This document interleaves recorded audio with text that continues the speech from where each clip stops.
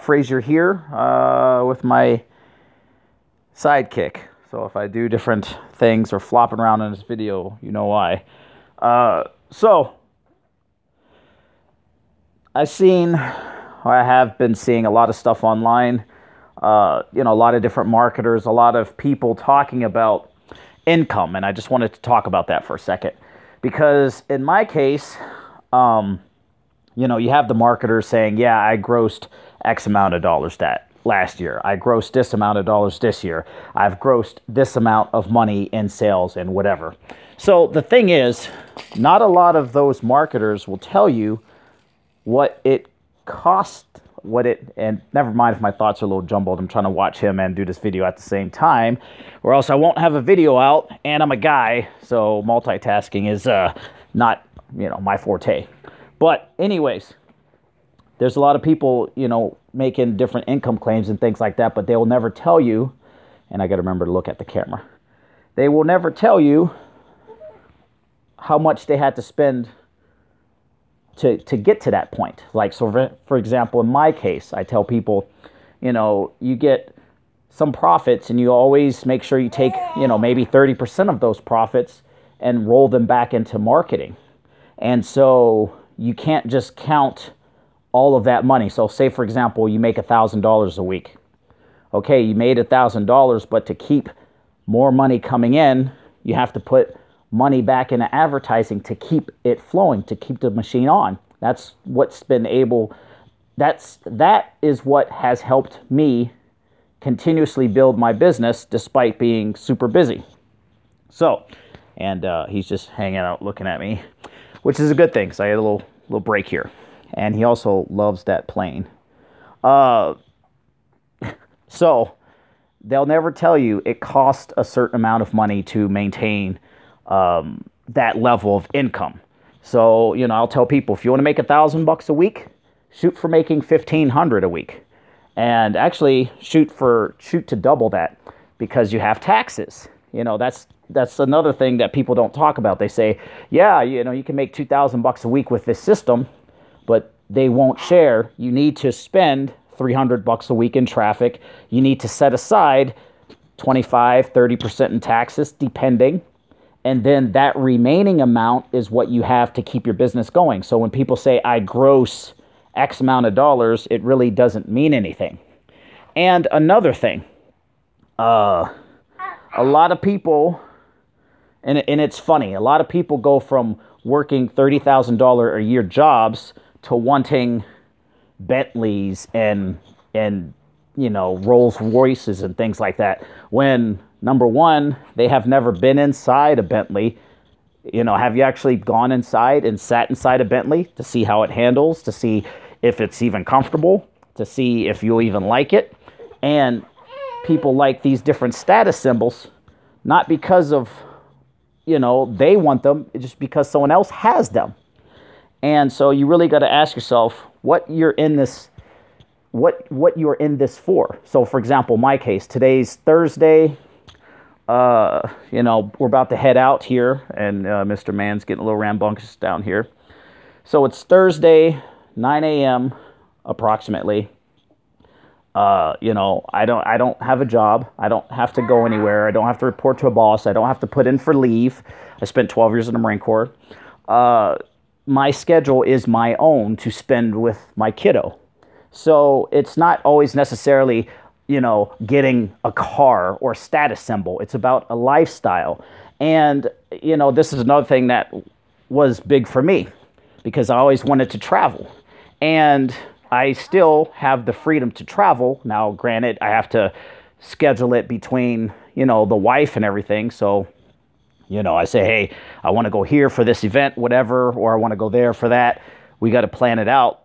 But at the end of the day, I still have the freedom to travel. Now, when Mr. Man gets a little bit older, we are going to be traveling. And so the idea is to really think about what you're in this money-making gig for. I mean, are you in it to get a status symbol, to get a car, or are you in it to get a certain lifestyle? Are you in it for freedom? So, for example, now, and these are things you hardly ever think about. because when you're in this industry, and I'm trying to get him back on this mat here one-handed.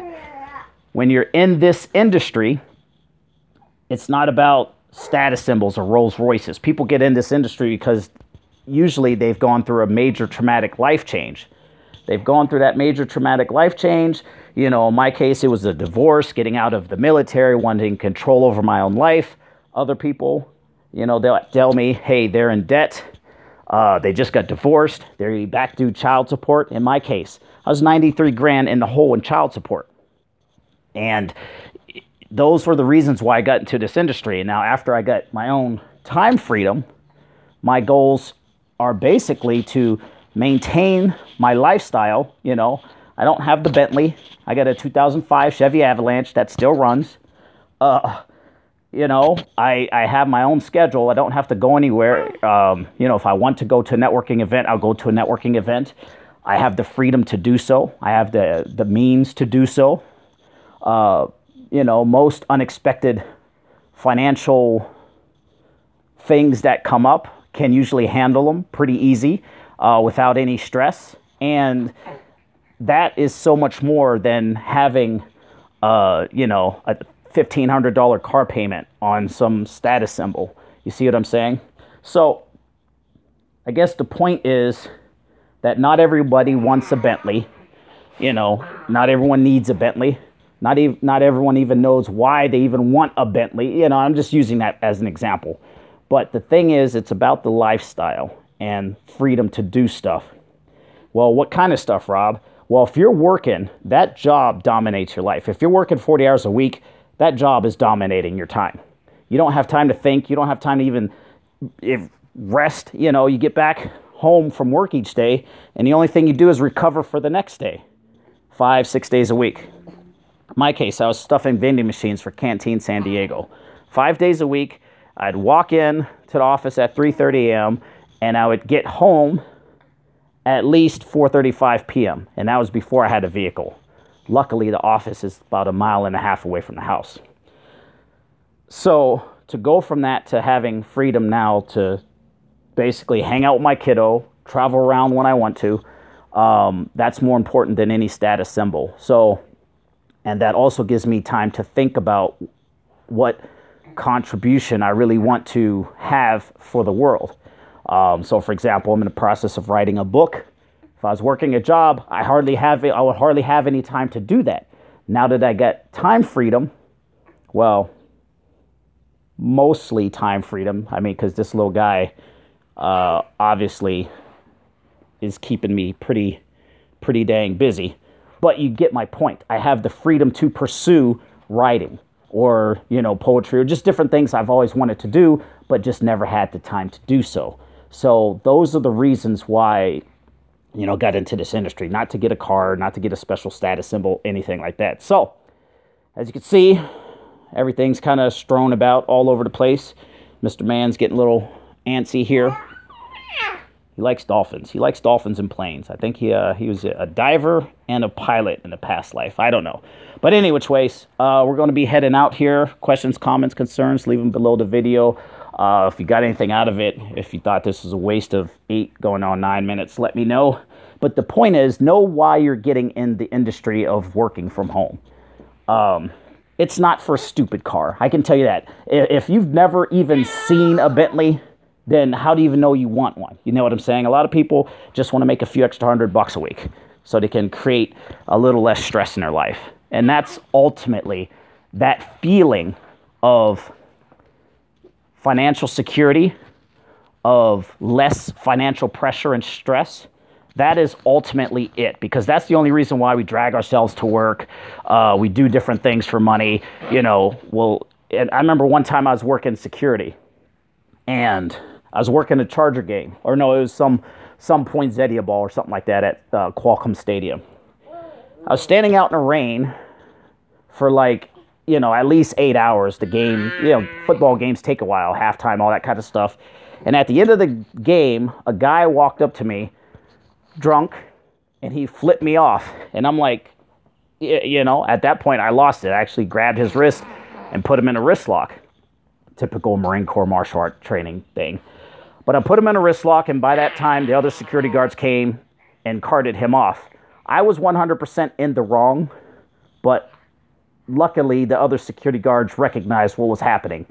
I was standing out in the rain for 8 hours, getting paid, I think $12 an hour we got paid, for a guy to walk up at the end of the football game and flip me off. And I'm like, that's not worth it. I just felt so angry and irate, and it's like, no person, I know, Bubby, no person should have to go through this just for a few extra bucks. You don't deserve to be demeaned or flipped off or, you know, whatever. And, but that's just a, you know, example of things we would do for money. So, any which ways, Mr. Bubby's getting antsy. I'm getting antsy. He's probably just getting all crazy because I'm talking loud to the camera.